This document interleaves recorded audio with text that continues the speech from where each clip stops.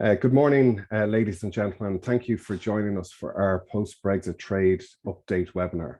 The agenda for this morning will see two guest speakers. We're delighted to be joined by the Chief Executive of Dublin Port, Eamon O'Reilly, who will give us an update on Dublin Port trade volumes post-Brexit and highlight their plans to improve import and export efficiencies in and around the port over the coming years, as well as provide an update on the development of the new inland port. Following Eamon, we'll be joined by Marie Farrell, Manager, Customs and International Trade Services, BDO, who will make a presentation covering information on importing food and agri-food into Ireland from GB, looking at CHED documents, DAFM, INIS portal, HSE pre-notification requirements, electronic connection between MS Customs clearance systems, AIS and traces via EU database called Certex. Marie will also look at exports to UK, the current position and what to expect in the UK, what the target operating model in autumn 2022 looks like, and finally look at digitised certs and anticipate full controls by the end of 2023. This briefing has been recorded and I trust this is okay with everyone. If you have questions and or comments, please use the chat facility and we will do our best to get to the questions after each presentation. If we do not get to them during the session, I will respond afterwards. But before we start, looking at the trade statistics from April published by the CSO, it is clear that trade with GB in both import and exports has rebounded very well in 2022 when compared with 2021, mainly due to the initial teething problems associated with post-Brexit trade requirements. Irish exports to GB, especially agri-food products, is very strong, supported by the customs and regulatory easements that GB have extended into 2023. And the value of good imports from Great Britain from January to April 2022 was 7.3 billion, an increase of 3.2 billion, or an increase of 78% compared with January to April 2021. The value of goods exports to Great Britain in the first 4 months of 2022 was 5.4 billion, an increase of 1.35 billion, or up 33% on the first 4 months of 2021. Our supply chain has continued to demonstrate significant resilience and ambition, looking to exploit EU markets. COVID disruption continues to be cause of concern, particularly for the Asian markets, and is encouraging a shrinking supply chain that is supporting this growth in local markets, including the EU and Turkey. Of course, supply chains are only as strong as each of the links, and as we move from one crisis to another, Brexit, COVID, implications of the Ukraine war, and the rolling global disruptions to the ongoing COVID pandemic, it is worth reminding ourselves that strong partnerships and relationships within the supply chain is essential to sustain our business during these very turbulent times. Added to this volatile global market, we have the requirements to develop and introduce new systems and technologies at work to support the political climate action ambition at a time when energy prices are at all-time highs. Inflation is driving up operational costs, and the supply chain of these new technologies has slowed due to supply chain disruptions, but the deadlines set by government have not. I look forward to hearing from Eamon on the port's ambitious plans over the coming years and what is essential for the ports to remain competitive, and I'm sure we will hear about supply chain efficiencies. Finally, unemployment levels fell to 4.8% in April 2022, which is getting close to full employment levels. The freight distribution and logistics sector must compete for essential resources like never before to maintain our competitiveness. FTA Ireland are delighted to be the lead proposer for both the Logistics Associate Apprenticeship and the new Transport Operations and Commercial Driving Apprenticeship. This apprenticeship is a 2-year level 6 higher certificate in business and transport services, as well as delivering the C and CE category driving licence, and is the first qualification on the national framework qualifications linked with the profession of commercial heavy goods driving. This apprenticeship will afford us the opportunity to promote the profession of driving in schools and work to attract young people into the industry to offset the current average age of drivers, which is over 55 years of age. The haulage and own account commercial driving element of supply chain is essential in an efficient and vibrant supply chain. In Ireland, over 90% of our goods are moved by road, and the majority arrives into Dublin Port, so we all need to work together to raise the profile of driving as a profession and develop deserved respect for these essential workers. More information on the driving apprenticeship can be found at www.cdap.ie. Great, so off the soapbox. I would like to invite Eamon O'Reilly to make his presentation, and Eamon needs no introduction, but I will fulfill my duty to say that Eamon O'Reilly was appointed Chief Executive of Dublin Port Company in August 2010 and is retiring from this role in the coming months. Eamon is a chartered engineer and is a member of Engineers Ireland, and he was chairman of the European Seaports Organisation, ESPO, for 4 years up to November 2020, and is a member of the General Stevedoring Council. So thanks, Eamon, and over to you. Okay, thanks a lot, Aidan. I'm sure we're all fed up with PowerPoints via Zoom, so I'm not going to use any PowerPoints this morning. There's a few basic points, I suppose, I just want to get across. If we're thinking about port volumes and where port volumes are at the moment, we increasingly simply do comparisons back to 2019. The last 2 years have been so disruptive because of Brexit, because of COVID. 19 is a good benchmark for us. And 2019 was a record year in Dublin Port. We're talking this morning just a few days before we will have our half-year figures. So the figures I'm just going to talk about now are for the first 5 months of this year. The headline figure is that the volume through Dublin in the first 5 months, it was down just shy of 5% on the record of 2019. What's very interesting, we look behind that figure though, the number of units, that's containers and trailers, that's only down by about 1.7%, while the non-containerized stuff, and that's primarily petroleum products, that's actually up significantly by about 4.4%. So what we see in the figures is, I think, it's some of the inefficiencies in supply chains which have been caused by Brexit. To put it very simply, on average, every trailer or every container going through Dublin Port today is carrying less cargo than it was in 2019. For us, what's important is the number of trailers and containers. And the fact that we're only down 1.7% on our record volumes says that the sort of challenges we had back in 2019, and those are challenges to do with capacity, they're very real challenges for us today again. If we looked at Brexit specifically, I just got figures, in fact, just this morning for the first 6 months of the year from revenue. And what makes for very interesting reading is the proportion of units, and these are trailers coming from the GB ferry services from Holyhead, Liverpool and Heysham, the number of units that have been called for check. On an average ferry coming in this year, there was just over 81 trailers on average. Less than 2 of those are being called for a physical check. There's about another 7 or 8 of them. There's some form of a delay. They're orange routed, and I'm guessing that that's to do, you guys would understand it better than I would, but I'm guessing that's to do with sorting out paperwork or whatever. But what I think is just incredible, when you go back to 2019 and all the doom and gloom about what was looming, and 2020, all the doom and gloom about what was looming, Brexit, and all of the checks are actually working really, really efficiently. And that's from our perspective in Dublin Port. We don't have any queues on the port. We don't have delays because of checks. And that's not to say that individual trailers aren't getting delayed and receivers are having problems, but we're not seeing them in a manner in Dublin Port which would cause us to be concerned by the impact on our capacity. There is obviously a lot of frequent headlines about, there's a new service in Rosslare and there's a new service in Cork. And you would be forgiven for thinking, when you see these headlines, that the volumes through Dublin Port have hugely diminished, which they haven't. If I look back about 20 years ago, and all of the trailers and containers that were handled on all of the ports in the Republic, about 72% of them were coming through Dublin Port. In 2021, that had actually gone up to 79%. It had come down from about 85%. So and we think of things over the very long term. What we have seen over decades in Dublin is that there's continual growth in Dublin year after year after year.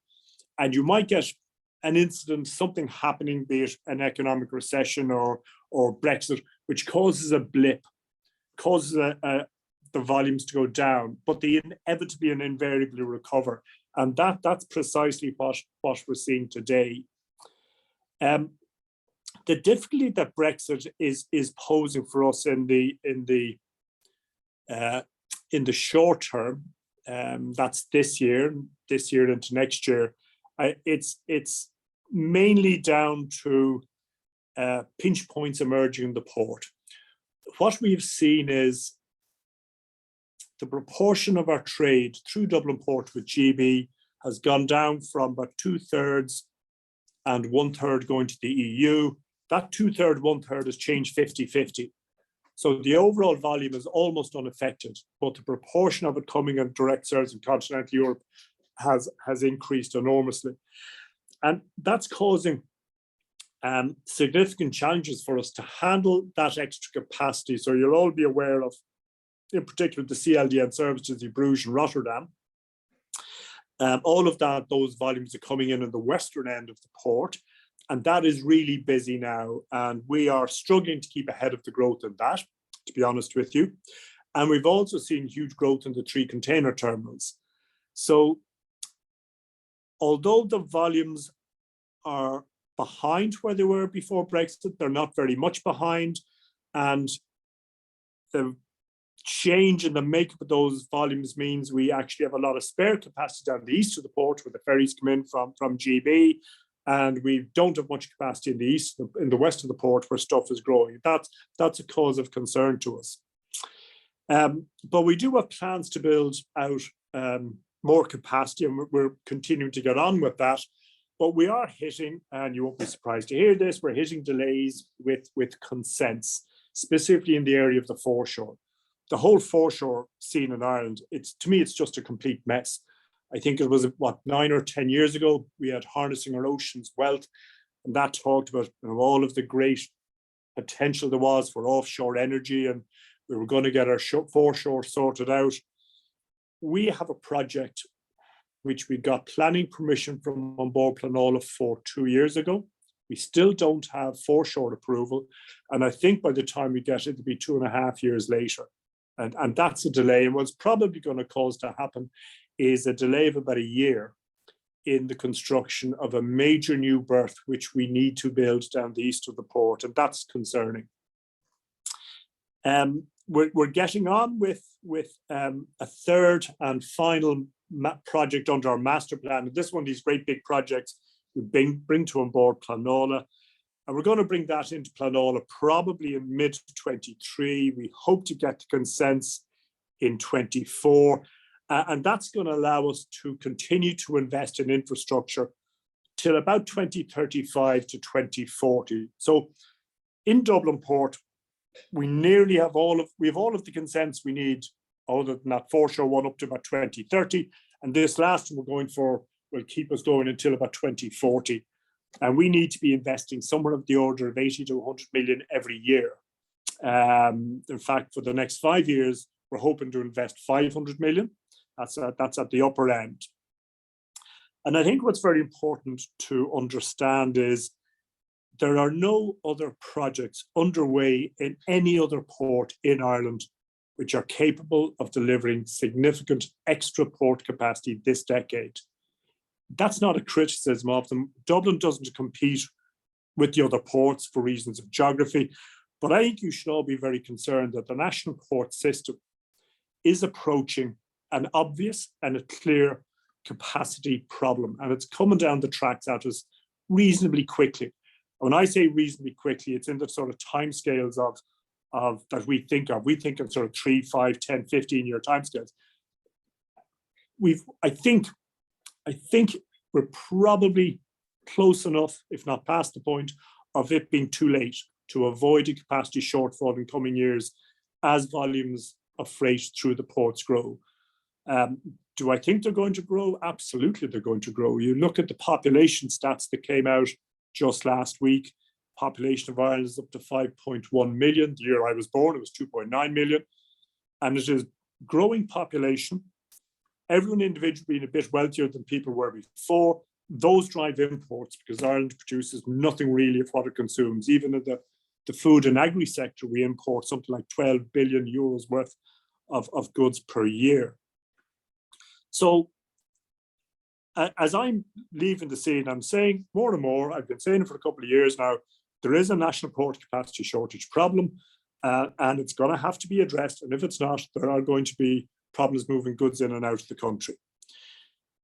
Related the capacity issue to Brexit, we lost 14.6 hectares. Now, that's 20 football pitches of port lands were given over for border controls in advance of Brexit. If you cast your mind back, there was great doom and gloom, and there was all kinds of talk. There'd be traffic jams from here to Mulhuddard and halfway up to Belfast, and the whole world was going to stop, and it didn't. Customs have done an absolutely remarkable job, I think, in getting efficient checks for the GB imports coming in. And it is actually in line with what they were doing with the Far Eastern exports and containers, the stuff that would have come through Rotterdam and Antwerp and those sort of places. But the sort of levels of checks that are happening on GB stuff is similar to what's been happening for donkey's years on the Far Eastern stuff. So when we look at those 20 football pitches, we see an awful lot of it entirely unused. We're trying to get it back, but we fail so far. We just can't get the state services to budge on it to any significant extent. And this is a problem for us, and by extension, therefore, it's a problem for you guys. So if I go back to the point I made about stuff in continental Europe growing in the western end of the port, that's exactly where those 20 largely unused football pitches are, and we need to get those back. We'll keep trying. So the big story in Dublin Port is that by 2040, and at the latest, Dublin Port will have reached its full capacity. And that's only 18 years away. And in order for us to reach the target capacity, we're having to move a lot of activity out of the port. We refer to as port-related but non-core. So those are empty container depots, for example, haulier yards. And we bought 44 hectares out by Dublin Airport. That's about 100 acres. It's in 2 plots, each of them about 22 hectares. And on the first plot, we have nearly half of it allocated at the moment. So there's an empty container depot working on a 5-hectare site run by DFT, part of ICG. There's a second empty depot we're out to market, a lot of interest in it. That will be operational. That's about 3 hectares. So that's about 8 of the total of 22 on empties. And that second one will be operating probably the first half of next year. And we've also got 3 sites out there which are going to hauliers. But half of that first plot, therefore, is now accounted for. And I think the other 4 plots we have out there, we've 5 out of 9 occupied or allocated. I think they're all going to get taken up in the next number of months. I think people are beginning to wake up to the reality that inland port facilities are needed. So in this first site, the inland port facilities are ones to do with non-core. Our second 22 hectares, very much we're looking at developing those for core port activities. So what we're going to be doing is going for planning. That'll probably happen in 2023 or 24 to build 22 hectare site for trailers and containers. So you could see up on this site, which is off the M2, trailers coming off ships into Dublin Port, unaccompanied trailers, shipped out of Dublin Port, hopefully late at night and at the weekend. And the same thing happening with containers coming into the 3 container terminals. So if we don't do that, then Dublin Port will gum up with too much cargo sitting in the limited land we have, and that will cause us to hit capacity in certain terminals all around the place. And if we look beyond the 2 sites that we have out there up on the M2, it is absolutely clear to me that more such sites are going to be needed up the M1 and the M7. We're not going to be building them. We've kind of done proof of concept by building Dublin Inland Port. So this is a challenge, I think, which is for the private sector. There are going to be opportunities. So people are going to have to look at those opportunities, evaluate the investment risk, which I don't think is very high, because if the ports are filling up, because there's not enough investment in them. Stuff will have to move out of them, and there is a commercial opportunity. As I say, that is very much up to the private sector. Coming towards the end then of the few words, one of the big challenges we have in Dublin Port is trying to make the port properly 24/7. So ships are coming in 24/7. The terminals are working 24/7, but the goods are moving out anything but 24/7. So you'll all be familiar with the sort of patterns in Dublin Port. Very busy between about 6 o'clock in the morning and 8 o'clock, and busy in the afternoon, let's say 4 p.m. until 6 p.m. And that's 5 days of the week. So of the 168 hours in the week, there really is only cargo moving in and out of the port over about 60 of those 168 hours. And that is going to have to change.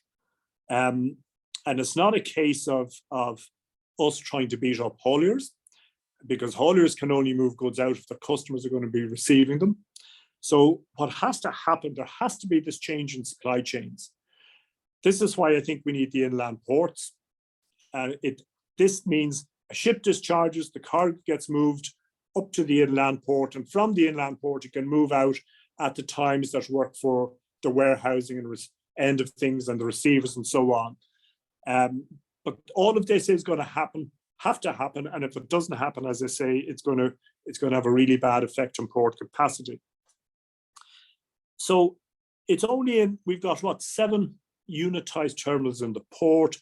Only in one of them, for all kinds of reasons, do with leases and license and historical commercial agreements, only in one of them do we control the dwell times.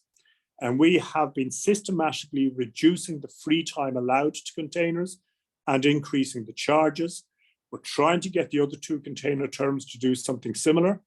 And we're also now starting to move our way into the roll-on, roll-off terminals to try to get unaccompanied trailers to move more quickly. And this is causing a lot of angst and upset from people whose traditional way of operating the port is now being disrupted by what we're having to do. And this is another facet of the supply chains will have to change. The best example I've seen of the use of dwell time charges, there's a port down in Chile, in Valparaiso, container terminal there. And if you think about Chile with the Andes and the Pacific, there's a very narrow strip of land, and they don't have much to work with. Nature has not given them much. They have to move stuff very quickly. And they're achieving a throughput of about 65,000 TEU per hectare per annum. Dublin, we're currently getting about 25, which is actually pretty good by Northwest European standards. But we're going to have to get 25 up to 40. It works down in Valparaiso because the port is linked by a tunnel to a road that goes to an inland logistics area called ZEA, Spanish acronym for a logistics zone, very similar to Dublin Port. So we can see it's worked out there. The interesting thing you can see out there, and you can see these tariffs online, a company called TPS, check them out. They give you 24 hours free for your container when it gets discharged, and then they charge you $100 a day. I know we're not going to be doing that this year or next year, but that is what the trend has to be. There has to be economic measures applied to push cargo more quickly. There has to be investment in places that the cargo can go to. And all of this is going to put more costs into supply chains. That's the bad news. But the reality is that the ports, Dublin in particular, has been given free storage, free warehousing to very large multiples for many, many years. And we've run out of the capacity to do that. So that's the bad news. It's not that we're trying to upset people, but that's just the reality. The final thing Aidan asked me to mention, give a few words on, was rail freight, which is something to be honest with you, I get very frustrated about it. There's something like 0.6% of national unitized volumes go by rail, and mostly through Dublin Port. Container service from here up to Ballina. The reality about rail freight is that its geography works against rail freight in Ireland for very simple reasons. We're a small island, and most of the population happens to live in great big concentrations on the east coast, specifically around Dublin. and the distances aren't there to make rail work. I've seen rail work, and the best example I've seen is actually in the North Adriatic. There's the port of Trieste in Italy and a few kilometers along the coast, the port of Koper in Slovenia. Those are actually the ports for Hungary, which is inland and landlocked. And they're the distances from either of those ports up to Budapest is about 500 kilometers.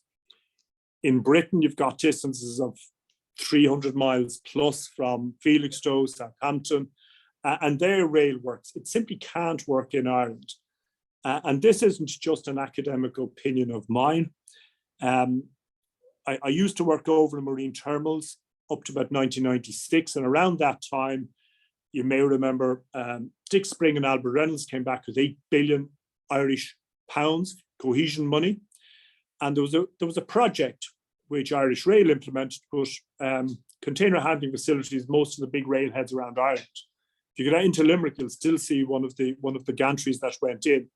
In 2005, and that was only about 7 years after the investment was made, Irish Rail took the decision to get out of that altogether. And that was at the peak of the boom period.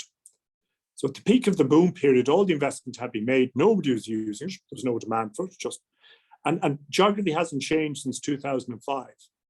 Rail, with the best will in the world, can't work.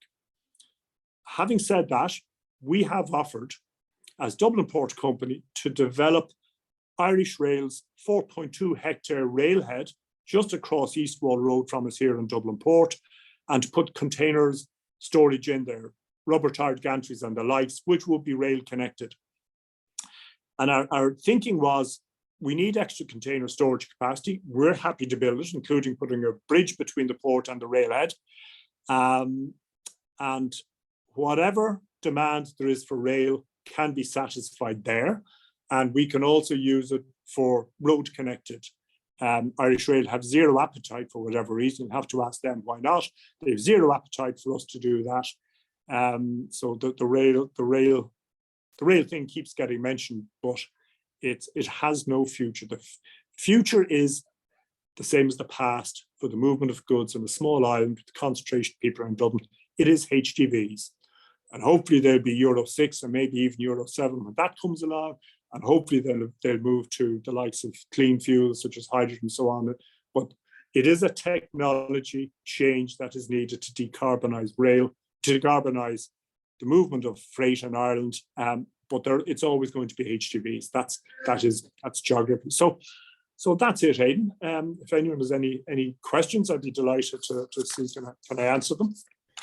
Thanks very much, Eamon. That's very insightful and honest and forthright as I would have expected. I was interested, of course, in a lot of what you mentioned and spoke about, but in relation to the rail, do you think there's even a case for kind of linking these inland ports with rail as a different kind of option in terms of trying to move the containers and the trailers out of the port even quicker? Well, not particularly. I mean, if you want to move rail in and out of Dublin Port, you have to go across East Wall Road. East Wall Road is the road that most of the traffic from the Dublin Port Tunnel goes into. So any high volume use of rail in Dublin has to go across East Wall Road. You're shutting East Wall Road for hours of the day. There are no possibilities, I think, to build new rail lines in the Greater Dublin area to link inland ports. Our site on the M2 is not linked. The demand for housing is so great. Transport has got to decarbonize. The transport of people is the easiest part to decarbonize. And there's a huge role for rail in that on the existing rail. So the capacity isn't there in terms of land in the port for railheads. In terms of crossing East Wall Road, you're taking out road capacity. And the capacity isn't there to build more railheads. And you're talking about rail links between inland ports. But you're talking about building new rail, Aidan, distances of what, 25 to 50 kilometers from Dublin? Sure, a HGV will be there in jig time. Yeah. And nobody wants to get rid of efficiencies. So we should be maintaining the efficiencies while decarbonizing as technology allows. And rail is not the solution.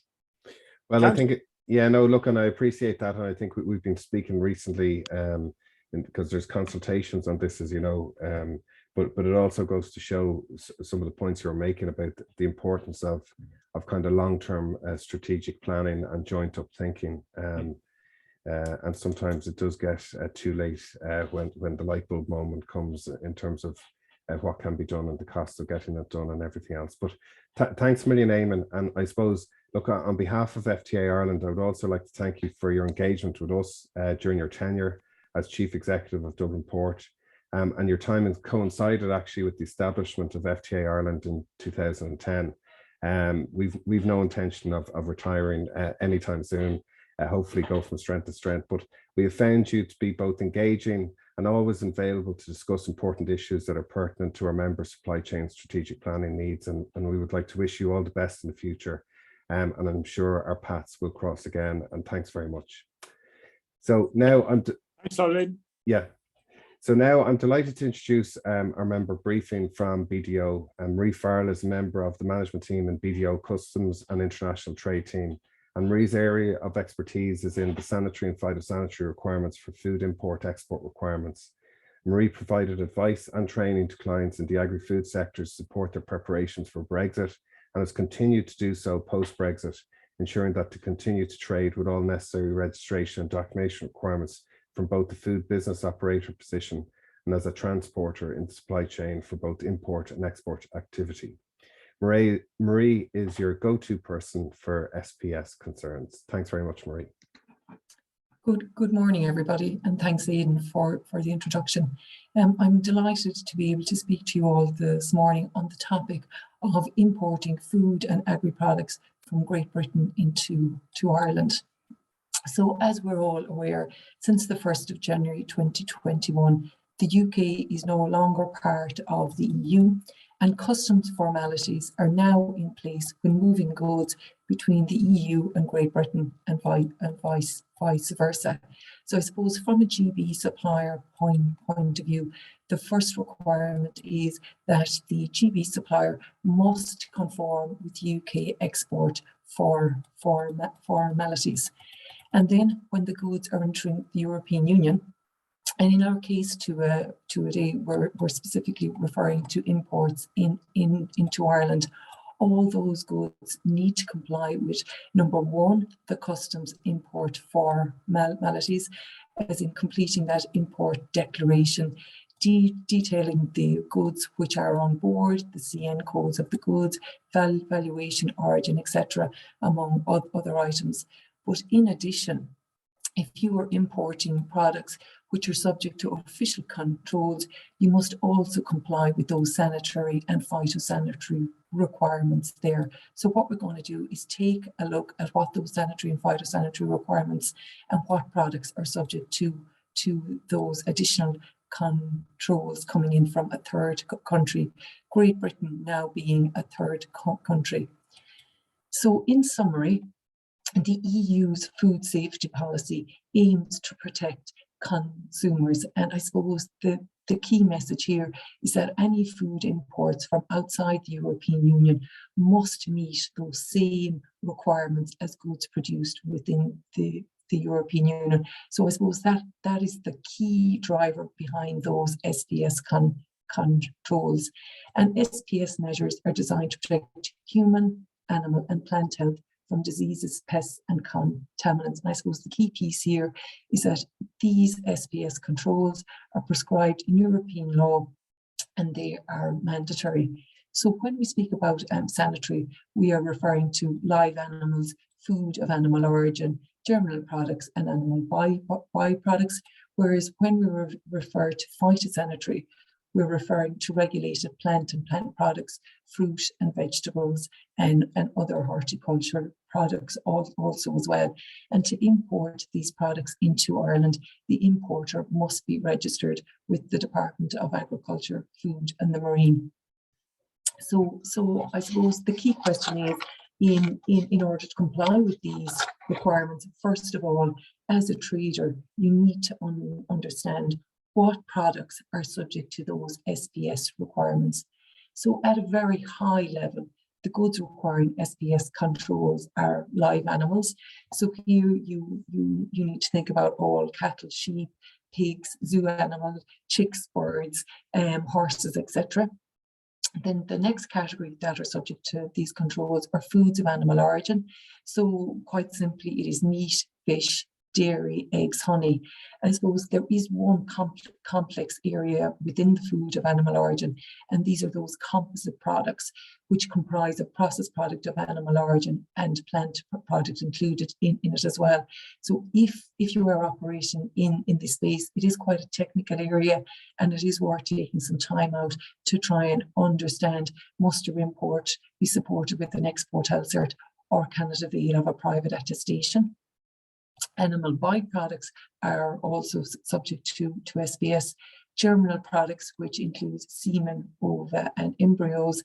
Then the regulated plant and plant products, and in simple terms, these are your fruit, vegetables, and horticulture products. But interestingly enough, second-hand farm machinery is also captured here, and that is simply because of the risk that second-hand farm machinery may include soil and debris that could have pests and contaminants included in it as well. You have certain food contact materials from certain third countries are also captured here, and then high-risk foods not of animal origin. And if you are operating in this space, it's extremely important that you are aware that the underlying legislation is updated every six months. So it's so critical and important that you are constantly referring to the current legislative requirements. Within some of the categories I've just explained there are some exceptions and derogations there also as well. So I suppose coming from a transport company position or as a freight forwarder, you probably need to stop and think, what's actually in this load that is currently that you're currently transporting from Great Britain. So I suppose the key considerations and a couple of questions that you should be asking yourself is initially, does my load contain food products? So obviously you could have a mixed consignment or a groupage load there with products for a number of different customers there. So you need to stop and think, are there food products included on my load? And in addition to this, are these then subject to those official controls and these SPS checks on entry into Ireland? And the next question then is, and I suppose it is a key piece, and it really shows the importance that all the different parties to the supply chain are fully aware of their responsibilities, because if it is subject to SPS controls, the next question is, does it need an export health certificate, or does it need to be accompanied with a phytosanitary cert, or in the case of some of the composite products, will a private attestation actually be sufficient there? So the key thing is linking in with all the key parties there. And then the next question is, right at the start of that chain, can the UK supplier provide that necessary documentation, and are they aware of their obligations there? And then from an importer into Ireland, they need to have appointed who's going to act as this operator responsible for the consignment. And this is the person who's going to act as the link with the border control post. They will be the person that will complete this 24-hour pre-notification and will act as that point of contact if any questions arise during the formal BCP checks. And in order to complete that pre-notification, the operator responsible for the consignment has to have access to two key systems. The first one being the Traces NT system, and the next one being the DAF and Innis portal. And these are the systems that are used to create the Common Health Entry document, and also to provide that advance notification to the Department of Agriculture and uploading those export health certs and the other stipulated mandatory documents there. And again, the next thing to consider is all of those goods which are subject to official controls must enter Ireland through a border control post. And you need to ensure that that BCP is designated to actually complete those checks on the commodities on board your truck. And the other big thing from a freight forwarder or a transport company position is the impact of groupage.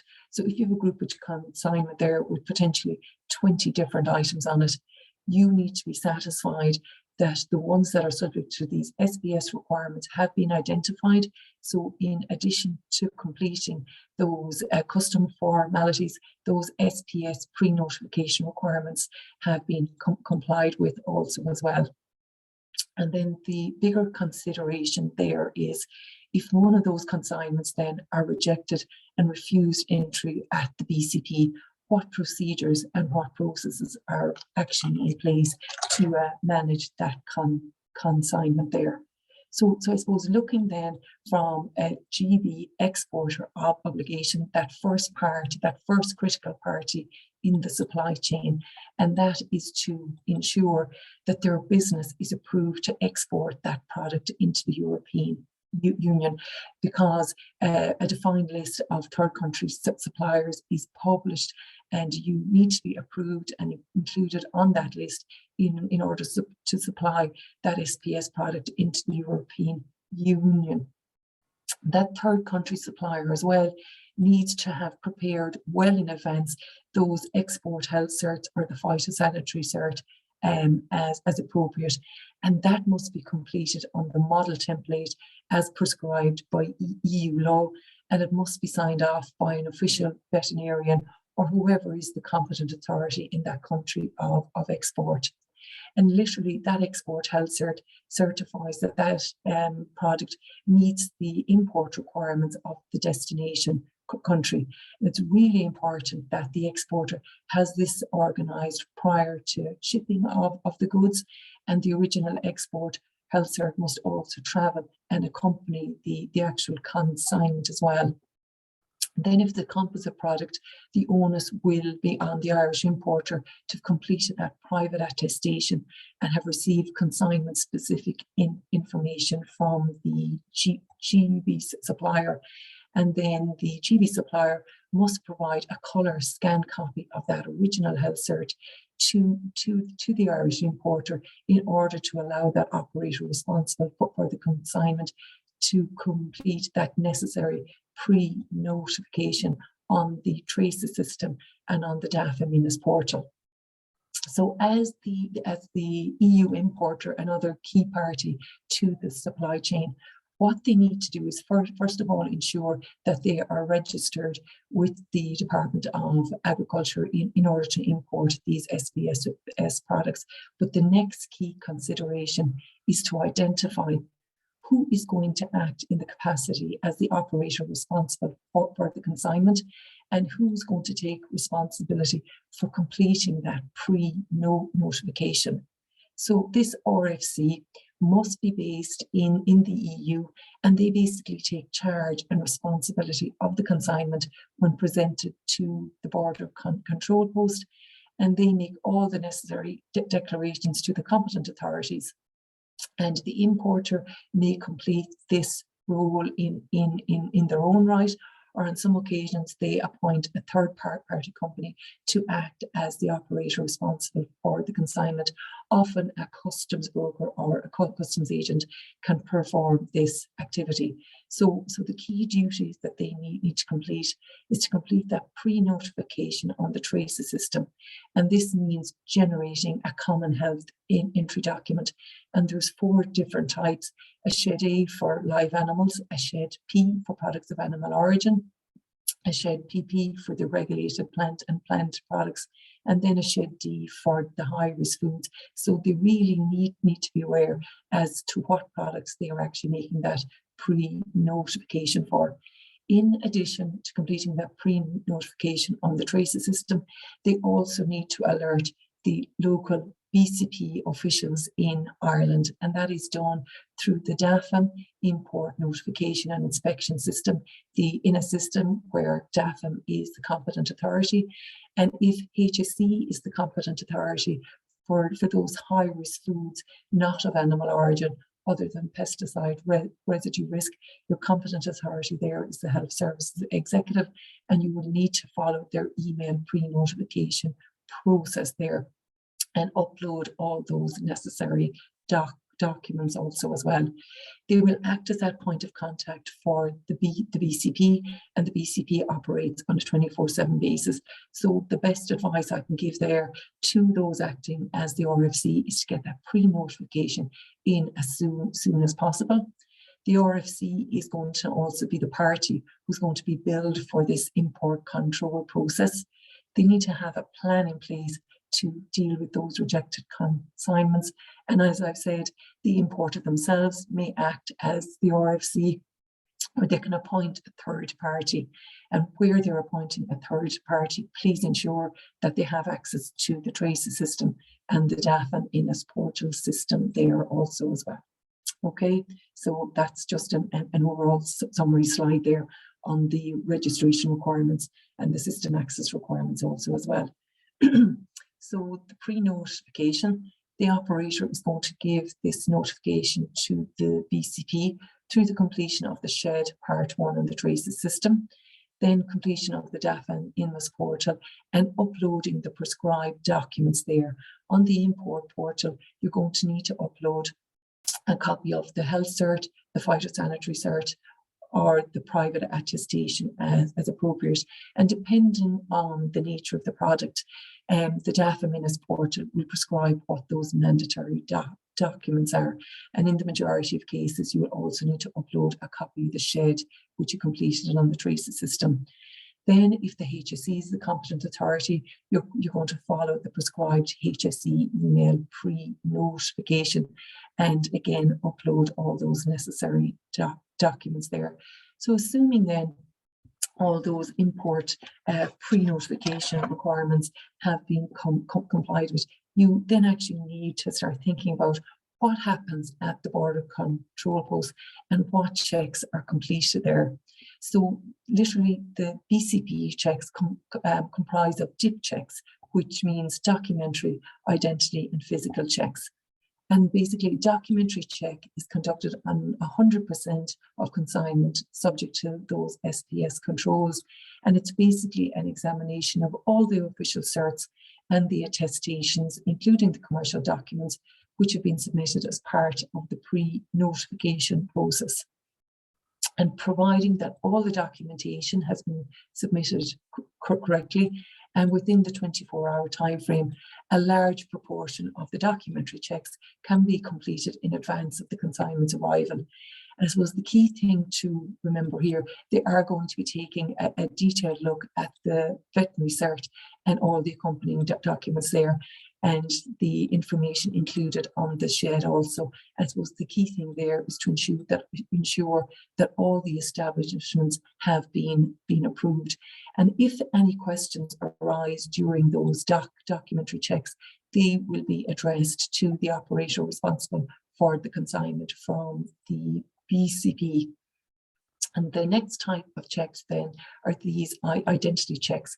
And what that is, it's a visual inspection to verify that the content and the labelling of the consignment corresponds with the information in the accompanying documents. And if an official seal has been applied, a seal check alone can suffice.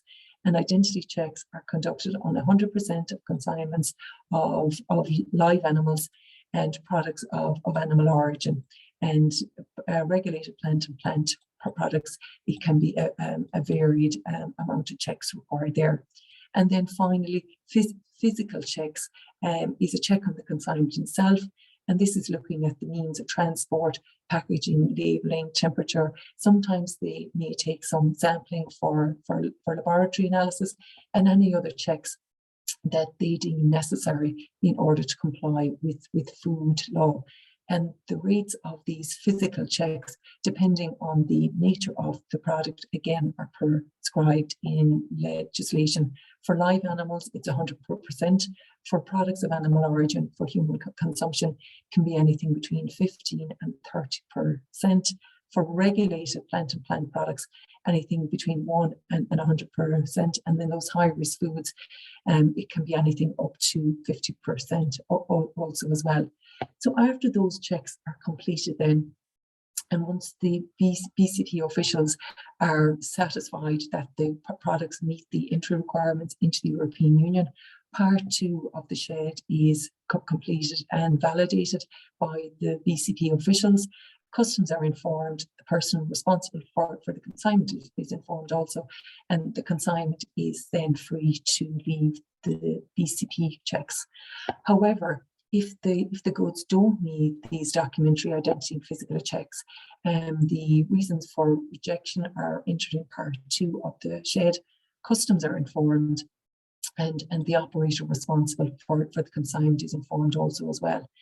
And in the majority of cases, there are really only 2 options available to these rejected consignments, and that is return to the original country of origin or destruction. And obviously there are fees in relation to the storage of these consignments and the destruction fees as well. So as a freight forwarder, as a transport company, it's so important that you are engaging with your client around those requirements as well. Then around the original documents, then it is so important that the importer retains a copy of the shed and the colour scan copy of the health cert with the import declaration also as well. The BCP officials will retain copies of the original health certs as well. So that is just a quick overview as to how to actually get your product into Ireland, the consideration as a transport company, as a freight forwarder, as to complete that process. Now I'm just going to take a quick look as to what is coming forward in Q4 of 2022. Now, what is happening is that from the 1st of March 2023, it's going to be mandatory for all EU member states authorities to conduct checks between the information that is declared on the customs declaration and to ensure that it matches the data which is being input on the Common Health Entry document or the certificate of inspection for organic products on the traces system. So if you just look at the diagram that I've included here, you can see here we have the AIS system. And this is the system where the importer or the declarant creates that import declaration. Then over here on the right-hand side, we have the EU traces system. And this is where the operator responsible for the consignment creates that common health entry document. So what is going to happen from Q4 is once you submit your import declaration on the AIS system, the AIS is going to send a poll through the Certex system, which is an interface which links with the traces system to see if a shed or a COI has been created. And once that shed has been created or is in progress there, the AIS system will turn around and issue an MRN number. So this is like an initial step, and it's created at the point of submission of the import declaration. So then once the goods arrive, obviously the BCP officials are going to have started commencing their documentary checks pre-arrival, but then upon arrival of the consignment, they will proceed on with their identity and verification checks. So while it is going on in the background, the AIS system is polling the Certex system in order to see if the shed has been validated through the traces system. And once it has been validated, then the Certex system then starts this quantity management checks. And what they're literally doing is checking that the CN code, which is detailed on the import declaration, also matches the CN code included on the Common Health Entry document, and that the net mass, which is complete input on the import declaration, also matches or is less than the net mass input on the traces Common Health Entry document also. So if all the checks mirror through, that consignment is then validated and cleared. So you can see how, you know, technology and the interface there is becoming more and more robust constantly to ensure that there is a follow through and a link between the shed and the import declaration also as well. So the 4 critical pieces of data that are required here is that the shed and the COI number created on the traces system matches through, that the net mass must match or not exceed the net mass declared on the shed and COI, and the CN code has to be the same as well. So this is really, really important for whatever party in the supply chain is creating that import declaration there. And you can see a clear link then with the operator responsible for the consignment there, that they are sharing that shed reference number that is generated once it's created on the traces system. So I suppose from a customs declaration point of view there, the 2 key changes there are that the shed or the certificate of inspection certificate reference number must be declared at the goods shipment item level on the customs declaration there. So if you have a customs declaration and you could have 20 line items on it, if 5 of those items require SPS controls, each of those line items must reference their own shed unique reference number there as well. So I suppose agents or parties completing that customs declaration, that'll be a quick analysis there to identify if you have any gaps in your current process there. Then the customs declaration sequence is basically, if those quantity management checks pass, the declaration will be released once everything else is in order. If those QM checks there with regard to the net weight, and if there's issues with the CN code as well, that will be referred back to the trader then in order to make amends. And the declarant will then make the necessary amends to the AIS declaration if errors have been submitted. And literally, you can see the key link here between all parties to the supply chain. So that just gives you a small introduction to those AIS amends due to come in force in Ireland in Q4. So from an export point of view, then obviously we have been through a number of amended dates, postponed dates, etc. But I suppose just to put it into context, for exports going from Ireland into Great Britain, certain SPS measures have been required when exporting live animals, germinal products, and high-risk ABP and regulated high-risk regulated plant and plant products. And such consignments since January last year required to be accompanied by an export health cert or a phytosanitary cert as appropriate. The GB-based importer has to complete that pre-notification on the IPAS system for products of animal origin and the PEACHA system for those high-risk the priority plant and plant products, and identity and physical checks are currently in place at the point of destination in Great Britain. And as we were aware, further SPS controls were due to be introduced into Great Britain on exports from the EU on a phased basis from the 1st of July. But on the 28th of April, the UK government announced that there would be no further import controls on EU goods imported to Great Britain throughout 2022. And the UK government announced that businesses could stop their preparations for 2022, and the UK government have committed to publishing a target operating model in autumn of this year, which will detail the new border import controls and anticipates that controls will be introduced by the end of 2023. The UK are going to focus on technology and options to digitise its borders, and the UK aspire for their borders to be the best in the world. So with the proposed introduction of this digitalisation, as a transport company, a freight forwarder, an importer, you're going to consider the flow of data, what all these traceability requirements are. Data privacy as well is going to be a key part of it. And as I've explained here, there's going to be multiple supply chain actors also as well as to who's completing the import declaration, who is going to act as this operator responsible for the consignment as well. And each business is going to be presented with its own challenges.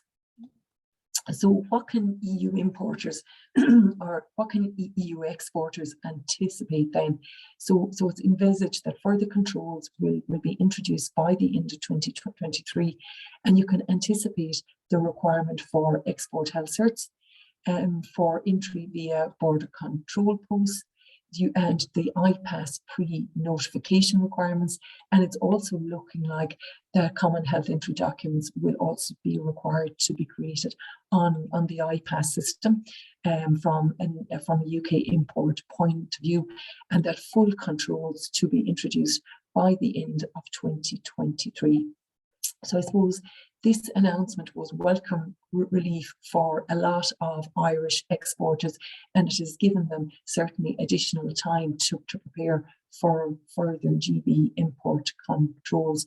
But I just would like to reiterate those requirements introduced for those live animals, the germinal products and the high-risk ABP introduced in January 2021 continue to apply. So I suppose just to bring you through a couple of supports and services that the Customs and International Trade team offer. I suppose at BEDO, guiding our clients through the complex world of customs and international trade is our business. And our team comprises of experienced specialists drawn from a variety of backgrounds and is ideally placed to provide your business with excellent services. BEDO will help optimize your customs process and will help identify any compliance risks. And I suppose a couple of areas which might be relevant to a lot of your businesses areas. We have a customs clearance team, so they actually do the import declarations, and part of that service we also act as the operator responsible for the consignment and deal with creation of the sheds and the traces NT system, the DAFA portal, and also the pre-notification to the Health Service Executive also as well. We've invested a lot of time in delivering customs training and SPS training also as well. And from a lot of clients' feedback there, it's been really useful in helping them identify what the products which require official controls are, and also key information as to what needs to be imported into that customs import declaration as well. We provide an awful lot of SPS advice. We have assisted a lot of clients in getting the AEO authorizations.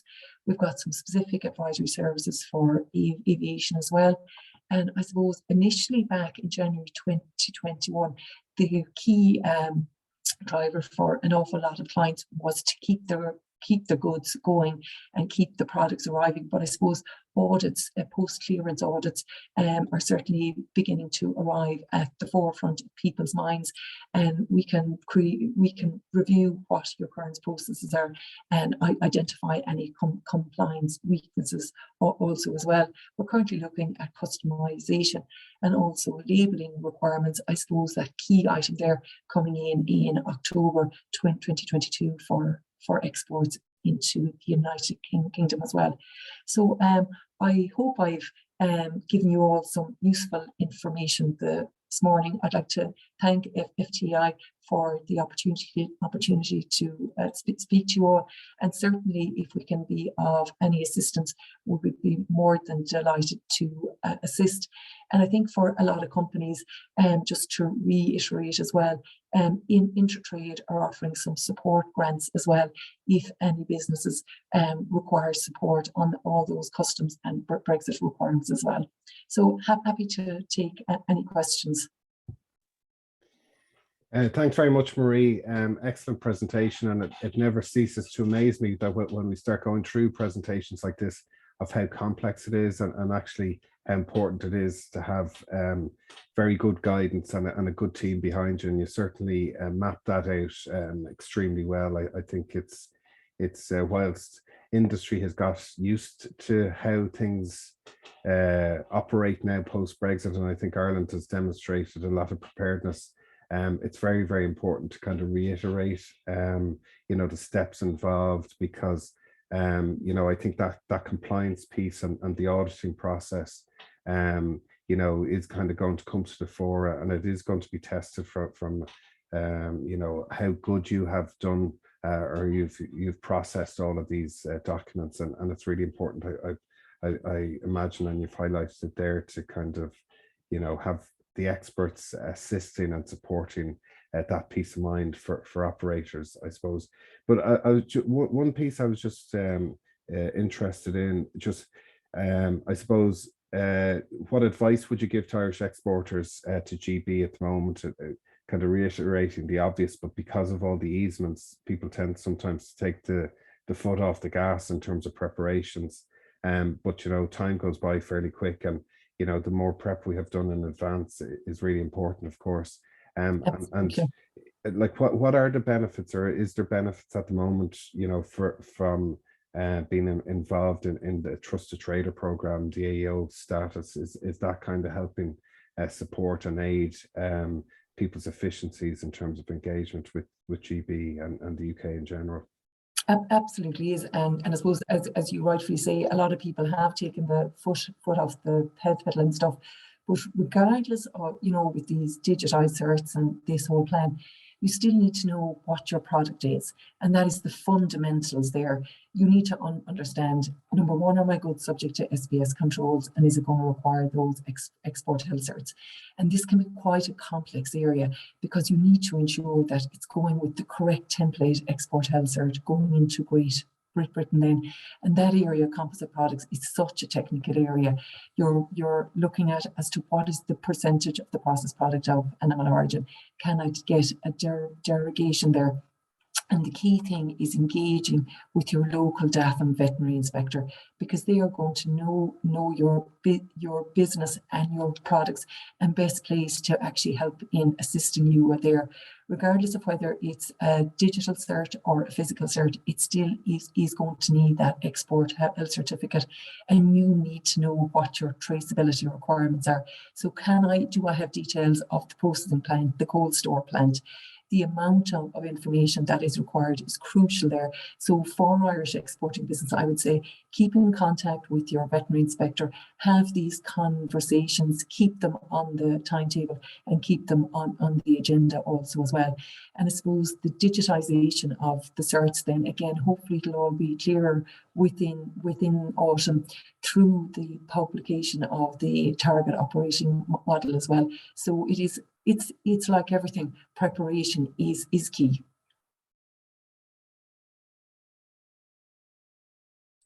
Well, look, thanks a million for that, Marie. I think we've gone over time. I think it is an excellent presentation. This will be sent around to the members, and of course anybody looking to get in contact with you.